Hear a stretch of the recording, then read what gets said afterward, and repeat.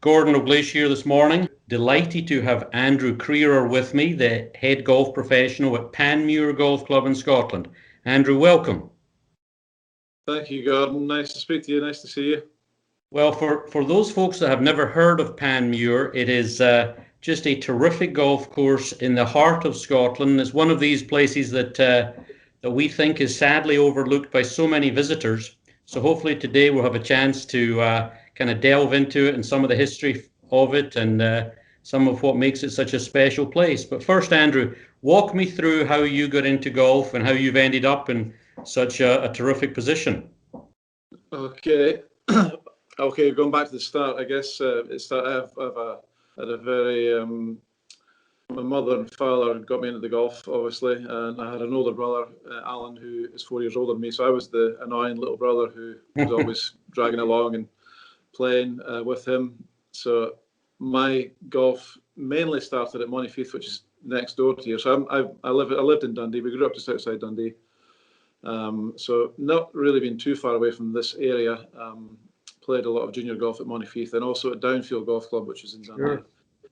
And then you had a professional career. You were captain of the Scottish PGA at one point? Yeah, well, my professional career started at Blairgowrie Golf Club, which is a wonderful golf club about 20 miles north of Dundee. And I was fortunate to get the assistant's position there after I left school.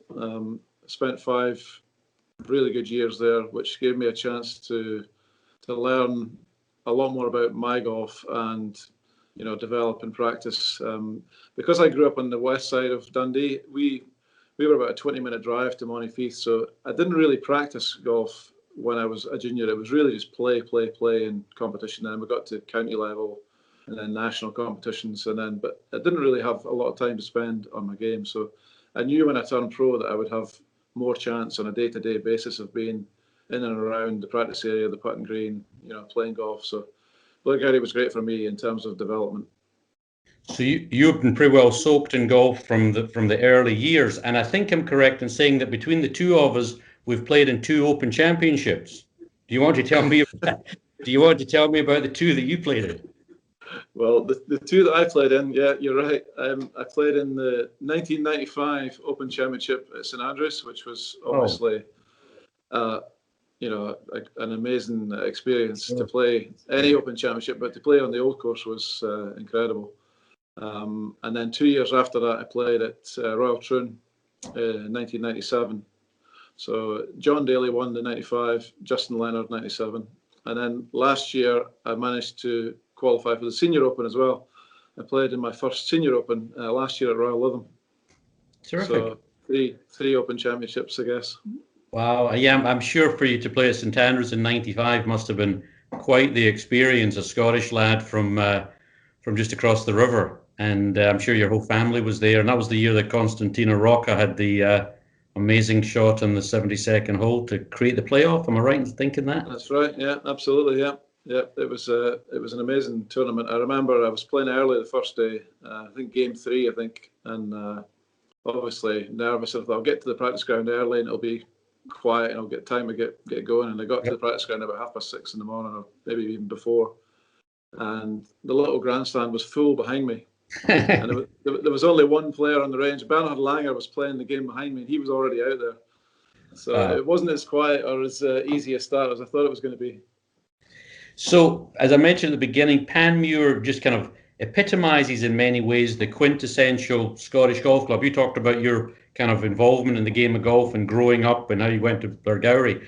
And, it's golf is so embedded in the Scottish society. And I think, Panmure is a good example of it. Can you speak a little bit about the history of Panmure? I mean, first of all, its location is just there in the same area as Carnoustie, just north of St Andrews. And there's some fabulous golf that's often overlooked because of the proximity to St Andrews. But do you want to speak about the history of Panmure and how it got started? Yeah, I mean, location-wise is great. Obviously, we're right next to Carnoustie, and St Andrews is only 45 minutes from here as well. So in terms of being in the heartland of golf, we're right there. You're an hour north to Aberdeen, Royal Aberdeen, south to East Lothian. We're right in a great area. So the history of Panmure, yeah. Panmure Golf Club was founded in 1845 And if you can look at my logo here, this is one of my merchandise pieces this year. So this year is actually the 175th anniversary of the club. So we had big plans this year, which have obviously been affected and curtailed. So next year is going to be 175 and a half is what we're kind of calling it. We had a big weekend planned. Panmure was one of the original 23 clubs who gave money for the Amateur Championship trophy, which was in 1885. So one of the events we were going to host this year was to invite two people from each of the 23 clubs come here, play an event, and then have a black tie dinner after the event, which they did actually for the 150th anniversary as well. And my past captain a couple of years ago, Royal Liverpool, did a similar sort of event. So some of these clubs have done similar ideas, but that was planned, and it's still planned for next year. But whether we managed to do it or not is another thing. But Panmure was founded 1845, and the first 53 years actually played at what is now Montefieth Links, which is next door to us. We back right onto Montefieth. And what happened after the first 50 so years, Montefieth became busier. There was more and more clubs were being founded, and Panmure members decided that they thought it was getting a bit busy and they wanted to have their own golf course. So some of their events were played at Montefieth. Some were even actually played at Carnoustie Links. But at the turn of the 20th century, they approached the Earl of Dalhousie, who was a landowner, to purchase this strip of land, which we've now been playing on for about 125 years, 120 years. And that's how it came about. And I mean, again, we're actually developing a program, and we'll have it launched here called Authentic, the Authentic Collection, and Panmure just kind of epitomizes that. I mean, you've got a serious pedigree in terms of those that were involved at the outset: Alan Robertson, old Tom Morris, and James Braid. You know, I think it was the same construction people that built Muirfield and maybe the new course at St Andrews. Okay. You know, so I mean, you're up there with the best of them. It's just that you're known nationally in Scotland, but you kind of haven't quite made it to the marquee name courses, which is quite unfortunate for the international visitors. Yeah, I think traditionally over the years, I think the members and the council of the club probably didn't shout about it as much as they could have, and kept it to themselves, and it's always been a top club. But you're right, Alan Robertson, I think he designed the first 9 holes at Montefieth, which they would have played on first of all. Then old Tom was certainly involved here.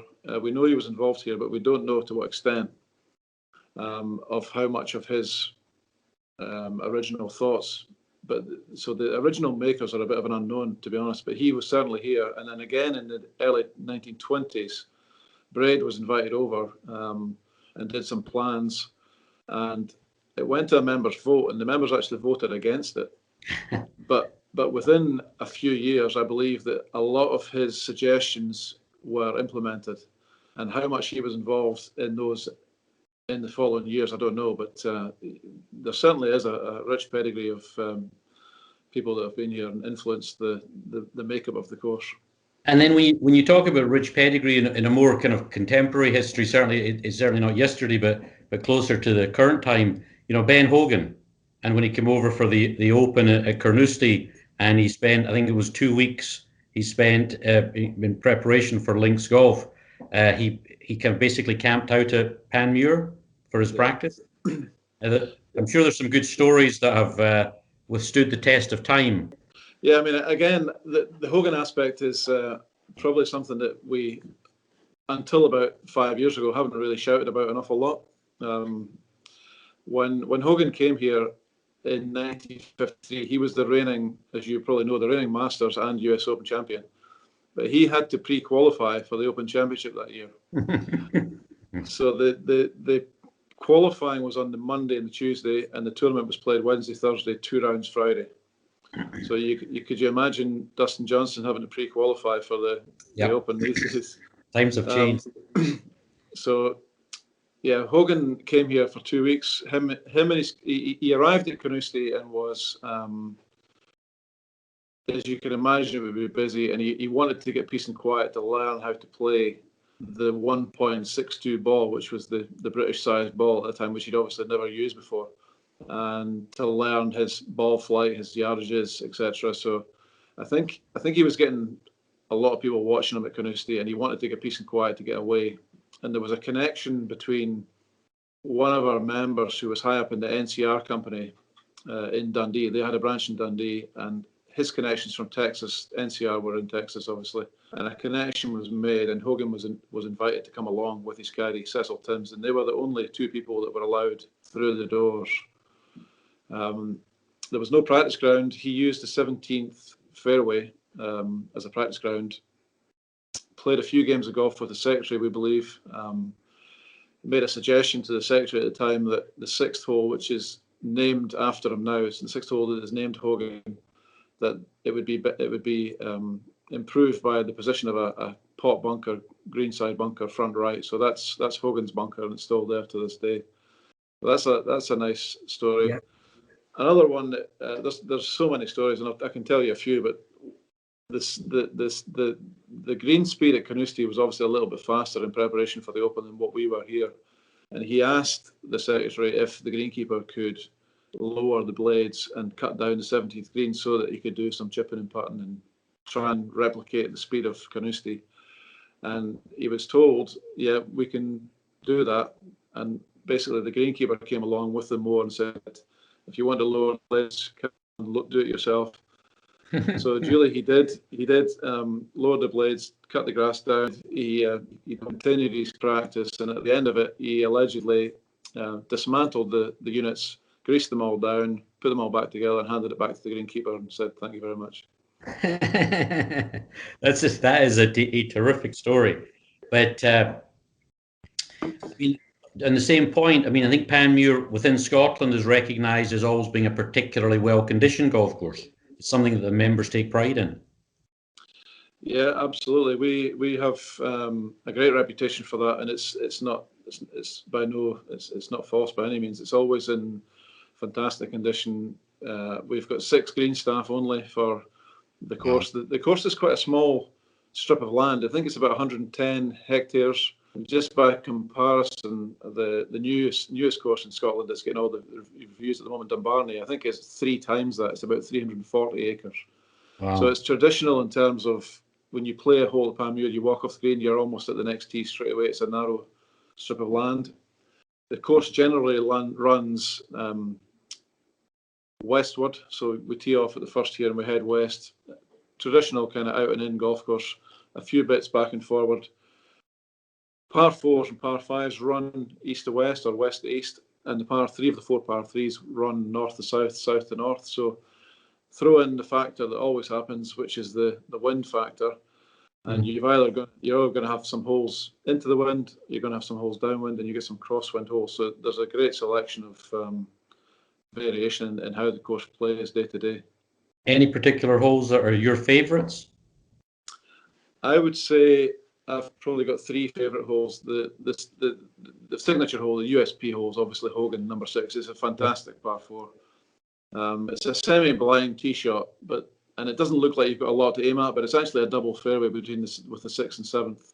But that's where your choice comes in off the tee. You can play a safe shot and lay back, which will leave you a longer shot into a very, very small target, or you can take on the tee shot and try and get it down there and be rewarded with an easier second shot. But if you don't hit a very accurate tee shot, you will be chipping out because there is no way, nowhere to lay up. It's fairway or nothing. Yeah. My other favourite holes would be the 9th. I think the 9th, the par 3, is one of the best par 3s in the country. It's a fantastic hole, and the 12th is another kind of famous hole. It's a narrow fairway, slightly raised fairway with a lot of hillocks and bumps and humps over the Bud and Burn, which comes down through the course to a raised green. So they would be my 3 favourite holes. So it starts, excuse me, it starts off fairly benign on the first couple of holes, and I've always thought that golf courses in Scotland, having grown up, they are without a practice area. So oftentimes golf courses are the first couple of holes are quite straightforward because the likelihood is you haven't hit golf balls. And unlike so many, courses, new golf courses, and certainly in the United States, where people anticipate that they're going to hit 20 balls before they play. But at the same time, the first couple of holes, I'm sure they're testy, that you can easily find some trouble. I agree with what you're saying. I hadn't actually thought about that before, about, if you didn't have a practice ground, maybe the designer was easing you in gently. Yep. And our first hole is a 310-yard par 4. It's a great, if it was anywhere on the golf course, I always say if it was round number 12 or 15, it would be a great risk-reward hole. But when it's your first shot of the day, yep, and you're pulling a driver out, it's a dangerous one, because if you miss it, you can run up a double bogey quite easily. Yep. And then it's followed by a short par 5. So yeah, you can get off to a fast start, but equally, if you get a little bit greedy, you can be bitten early on as well. The course, the first 3 holes and the last 3 holes are on a kind of flat area of land, which used to be farmed. So before the golf course was built, that area was farmed. And then through the trees which border the 4th and the 16th tee, it then becomes very lunar landscape, rugged mounds and hillocks, and that's where the course kind of shows its mettle. Absolutely, and you've always got the wind that's going to bring in the X factor. So we talked about the golf course, the clubhouse, also as part of that overall experience. The clubhouse is a replica copy of the Royal Calcutta Golf Club. Am I right? Royal Calcutta in India, yeah. How did that come to pass? Well, you will remember this, I'm sure. That Dundee is famous for the three J's: jute, jam, and journalism. Yep. So the jute issue at the golf club, there were a lot of the founder members were what they were called the jute barons, and there was many wealthy members in the beginning, and they obviously had strong business links with the jute trade in Calcutta in India, and I assume they were playing golf out in Calcutta, and they asked that this clubhouse would be designed in a similar fashion to the Royal Calcutta. And we actually have a picture in the Hogan Lounge downstairs, which is of the Royal Calcutta Golf Club. So it hangs downstairs. Yeah, that's great. It's a gorgeous looking clubhouse. There's some fabulous interior shots that we'll be able to display. But it's just got that kind of old, wood panel, feels comfortable. You could see yourself sitting reading a book or a magazine, having a drink with friends. Nice comfy leather chairs and sit back. Absolutely. So you showed this on the logo, the scallop. I think it's terrific. So many golf logos in the British Isles are, kind of, are maybe not as imaginative as that. Tell me how the short story, if you can, of how Panmure ended up with a scallop for a logo. Well, I will try and tell you a very short story, because it is a long history. So this is known as the Maule shell, Maule, and the Maule is a town in northern France which is twinned with Carnoustie. So the Maule family and the Ramsey family, our president is the Earl of Dalhousie, who the club bought the land for the golf course, and he to this day the Earl of Dalhousie is the club president. He's an honorary member, and this is part of his ancient coat of arms. So this dates back to, we have a timeline in the entrance hall in the clubhouse, which goes all the way back to William the Conqueror. Wow. And to Malcolm Canmore, one of the early kings of Scotland, and it goes down all the way to the modern day. And in that timeline is the current Queen Elizabeth, and also the Queen Mother. But the Dalhousie family were very generous to Panmure Golf Club, in that when the club was founded, they obviously the land for having the golf course, but also the current Earl in 1845 donated the first silver club to the golf club. So that every year the captain of the club purchases a silver ball, and that's added to the silver club, a bit like the R&A, and a lot of the older clubs do the similar things. So we're now on club number 4 in the downstairs. So we've got 4 silver clubs that have got a pile of silver balls attached. And there's some other beautiful trophies as well, which date back to the very start, 1845. To go back to the shell, in the Hogan Lounge downstairs. There's two oak fireplaces. On the far away fireplace, there's a carving in the fireplace, and on that you'll see the shield, which is the coat of arms of the Earl of Dalhousie, and the scallops are around that shield. So that's where it comes from. And we also have stained glass windows in the dining room with the same red shell as well. That really is terrific, because I mean, there's so many logos that are just the creation of a qualified art student or a company, and to have something with such historical connection just again adds to the narrative about Panmure. Events, we've talked about the fact that international visitors don't know Panmure as well as they should. Scottish people do. I know you've hosted final qualifying for the Open in the past. Can you speak to some of the events, both professional and amateur, that have been hosted at Panmure over the years? Yeah, well, in terms of Open qualifying, I think the club have hosted the final qualifying 10 times.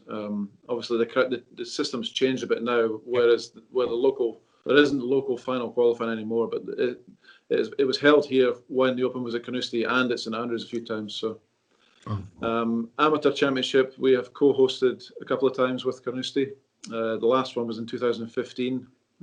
We did the qualifying rounds for that. Also, first ever Scottish Professional Championship was held here in 1907, which not a lot of people know. We've had, in recent terms, we've had Senior Open qualifying when it's been at Carnoustie. We've had Ladies Open qualifying. We actually have that next year. Last year, 2019, we hosted the RNA Girls Amateur event as well, which was a great event. And we will also be co-hosting the Boys Amateur event in a couple of years' time as well. That's true. So there's been lots of tournaments. Sandy Lyle won the World Hickory Open here in 2016. We hosted that twice, so that was 2014-16, and Sandy turned up with his hickories and managed to take the title. So that was his third major, he called it. So your membership heavily from Dundee, or do you have many very local members from Carnoustie? I mean, curious. There's a mixture. There is local members from Montefieth, Carnoustie, a lot of members in Broughty Ferry, which is obviously a suburb of Dundee, and then more in Dundee. And then obviously there's a strong farming connection in the club as well. So spread around, if you go in a 20-mile radius, there's lots of small villages, farms, and we have a strong connection with the farming community as well. And we also have a lot of country members and also international members. We have about 80 international members and about over 100 country members, which is over 40 miles away. So membership's been quite vibrant, quite buoyant. You referenced the golf clubs, and I think you're onto the 4th silver club now. Any other unique traditions to the club that Panmure has developed over the years that come to mind?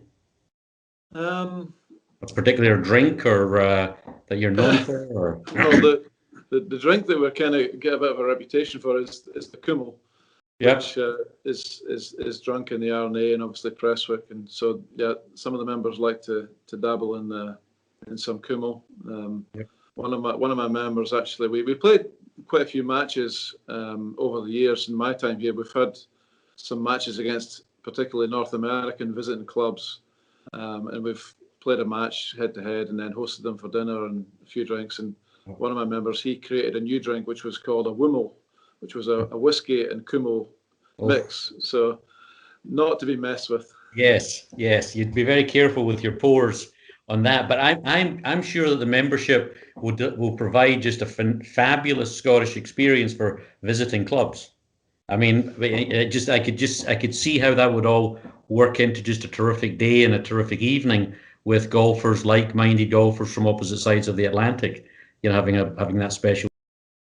Absolutely, yeah, and the members are very welcoming, and we can organise things like that. It's a great event when we do that.